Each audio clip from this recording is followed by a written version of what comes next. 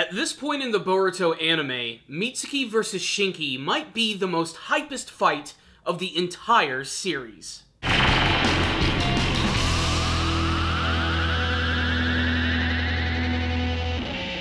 The epicness of the Chunin exam arc cannot be contained. This episode of Boruto, Naruto Next Generations was absolutely awesome. It wasn't a perfect episode by any stretch of the means. It actually featured some pretty bad animation and artwork in the first half of the episode.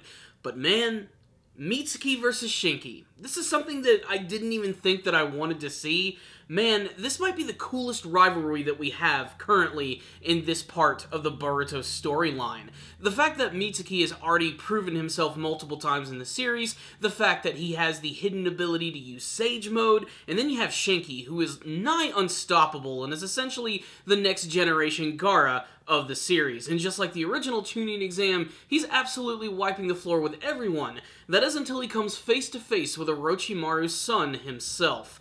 This episode, guys, was great, if only just to watch the very small but incredibly satisfying battle between Mitsuki and Shinki. But some other big things went down in this episode, and the best thing about this episode is that all of the material was brand new stuff. We didn't even see it in the movies. We had two big fights in this episode. We had Sarada Uchiha going up against Araya, the other hidden sand ninja, and we finally get to see what his entire abilities are all about. Now, at first I thought he was just sort of your run-of-the-mill generic ninja. He uses a sword that, when he puts into a sheath, transforms into a spear. That alone is kind of cool, but this is the Naruto world. We have characters who can do all types of crazy things. So his overall gimmick eventually is revealed to be that he is a puppet user. Now, I thought that they hid this really well. There were no clues to show that this guy was actually a puppet user in the series.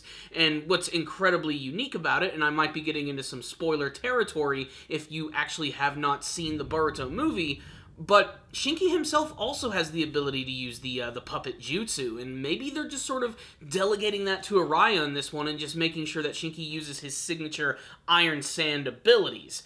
But we'll get to that in a second. The point is, Araya this entire time, the Araya that we've seen on screen, has actually been a puppet, and his actual user, who looks just like him, is just right outside the arena hanging out on top of the roof, which, as far as I'm concerned, is borderline breaking the rules. The guy actually has to be there, at least in the ring, in order to fight, but basically his puppet is able to act as a substitute, and it's so lifelike that honestly it's easy to see why everyone was fooled. This has got to be one of the most, if not the most realistic looking human puppet that we've seen in the series. Maybe that's why he wears a mask the entire time. This way he doesn't have to give the details of his facial expressions away, which again is very clever for a puppet user. But Sarada eventually does realize what's going on here. She uses the lightning-style lightning ball technique to find out where he's actually hiding, and even parts of the friggin' stadium are practically destroyed, but Metal Lee comes in and saves the day, which is a little strange to say the least, but, you know, he got a lot of applause, so good for him.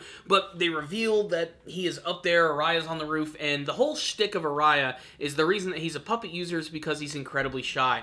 He doesn't want to be around people. In many ways, he's very much like Metal Lee, which is really funny when Metal realizes this as well, questioning if that's what people really do think of him. But Sarada does end up defeating his puppet with one big blast of the fireball jutsu, a technique that she learned from her father, by the way, which is pretty freaking awesome. She reveals that she learned this technique from her father in the second half of the episode after this round comes to a close, in a very funny conversation with her mother, Sakura, who claims that while Sasuke is busy doing his own thing, taking care of business, every once in a while he does come home to sleep at night. Wink, wink. Sakura is a lady in the streets, but a freak in the sheets, apparently. And Sarada knows exactly what her mother is talking about. It's a little awkward, but pretty funny. But let's get down to the brass tacks. Mitsuki versus Shinki. You can cut the tension with a knife. It is so awesome. What I especially love is that these two characters don't waste any time getting into the battle, and everyone watching is just in a state of shock and awe of the amazing thing that they're seeing. Really, though, it's kind of a stalemate battle between the two characters, at least initially, with both of them using a lot of signature techniques, with Mitsuki using a lot of wind style and trying to attack him with his snakes and not being able to be caught by Shinki's sand simply because his hands can just turn into snakes and he can slip away, so to speak. Mitsuki on display here is just really fun to watch. His overall speed, the fact that he even manages to shock Shinki a little bit, but Shinki is just getting more excited by the battle with every single second that passes, and that's when Mitsuki uses one of his signature-styled lightning techniques, his lightning snake, which does manage to actually get rid of all of the sand around Shinki's body, and he gets ready to come in and finish him off with one big attack, when suddenly Shinki manages to dodge it at the last second, and he envelops his entire hand in all of his sand. He then proceeds to punch the crap out of Mitsuki, sending him flying, in a scene which honestly made me jump out of my chair and yell a little bit. It was one of the coolest scenes of the episode, and I didn't even think that Shinki could actually utilize his abilities that way. What I love about it is that it's a little different from Gaara, despite the fact that he does have very similar techniques. His fighting style seems to be decidedly different, and maybe even a little more brutal in some senses. That's when he decides to finish off Mitsuki. Of course, Mitsuki is very conflicted here. Does he use his sage abilities? Does he reveal that to everyone? Could he potentially lose control of his power and take out Shinki? Would it even be enough against him? I mean, he is incredibly powerful, and it all comes down to this moment, which I absolutely love and hate all at the same time. With Shinki creating this massive, super spiked attack that's just going to fly at Mitsuki like a torpedo, and right before it hits him, point-blank range, Mitsuki decides to quit the match. And it's all because of Boruto's influence. He's not really here to win it. He's not here to advance to be the best ninja like no one ever was. He just wants to stay in Konoha Village with his friends, and he'll do anything to make that happen. And if he shows off his powers, Orochimaru might end up dragging his scaly butt all the way back home, and he does not want that to happen. Really, it's a bittersweet moment. Bittersweet in that the overall battle itself was really fun to watch, had some really great animation, and we finally got to see some emotion come out of Shinki, which was maybe one of the coolest things about this episode. But also because Mitsuki really did stand by his conviction, and honestly, it makes him the most intriguing character of this series as far as I'm concerned. Not of the entire Naruto series, but of the second half. I really wish he could be the main character. I mean, he doesn't really have enough personality to make that happen, but I love it. He's kind of a blank slate who keeps learning different things every single day. And man, if they're not doing a great job of building up wanting to show off his Sage Mode, it's just some crazy stuff. Aside from that, Boruto's also still training with Sasuke, trying to learn the classic Chidori technique, the lightning blade, whatever you want to call it or pronounce it, and basically he's going to focus on that. One day, he might actually be able to use the signature technique of Sasuke himself. Sasuke also imparts a little bit of wisdom to Boruto, telling him not to go down the dark path like he did, telling it almost kind of like a veiled story, not actually saying it's actually him the entire time, but it's thanks to his friends that he was able to learn the error of his ways and come back. For Boruto, none of this is a problem. He's surrounded by nothing but family and friends. It's cheesy, but honestly it works in this series. And you know what's really cool is that the ending of the Chunin exam is not going to end the way that I thought it was going to be. It's going to end up being a three-way battle. That's right! Boruto and Sarada versus Shinki. Looks like they're going to be teaming up to fight him, and if they do manage to defeat him, maybe they'll fight against each other.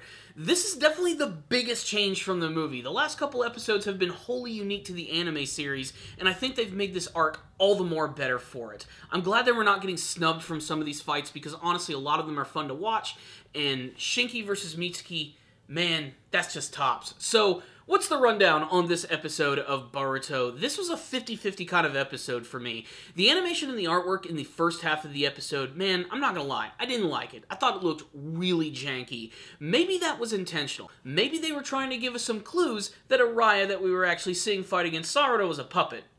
But I don't think that's what's going on here. My only evidence is, look at the very first clash between Sarada and Araya.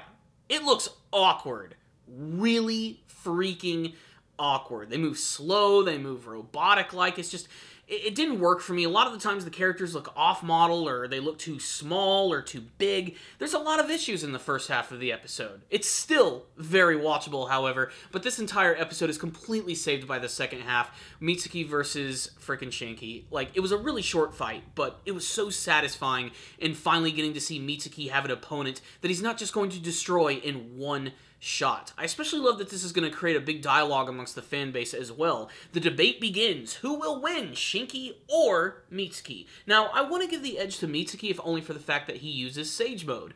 But he's also barely ever used it in the series, at least of what we've seen. Maybe he's been secretly training to use his Sage Mode and we just haven't seen it. I'm really anxious to see it again, though, and I'm glad that they didn't show it, because clearly they're saving it for something else. They really want to use this for something big, and to put it in perspective, they haven't even utilized it in the manga yet either, so big things are going to be coming from Mitsuki in the future, and basically they were sort of planting the seeds for that in this episode right here. It was also a great showcase for his character, again showing how Boruto has influenced him, to the point where really he's just all about friends and family at this point, and not about being a stabby ninja. Shinki also was just so cool in this episode. You know, alone his presence is great with his incredibly visually awesome design, but that scene where he created the big fist and punched Mitsuki, man, that just rocked. I really loved that scene. It felt really impactful, and it was unexpected, which is definitely what the Naruto series has always been about. You never should be able to expect anything that's going to happen, because these are ninja who use a lot of really crazy tricks and surprises, and that's always been one of my favorite things about the show. Even with its faults, though, this was a solid episode of Boruto. I absolutely loved it. Some of the animation and artwork, I have to admit, did bring the episode down for me, but this was a pretty hype showcase for the brand new young ninja from Hidden Sand and Hidden Leaf Village. Just a lot of stuff to love about this one. 4 out of 5 from me. I'd love to hear from you guys, though. Make sure to tell me what you thought about this episode of Boruto in the comment section below, and what you hope to see from the future of the series. Let's get a discussion talking about Shinki versus Mitsuki. If they really did have an all-out fight, who do you guys think would actually win? So thank you guys so much for watching this video. Make sure to subscribe to the channel for tons of other anime reviews. I'll see you guys next time, and as always, stay down now, baby.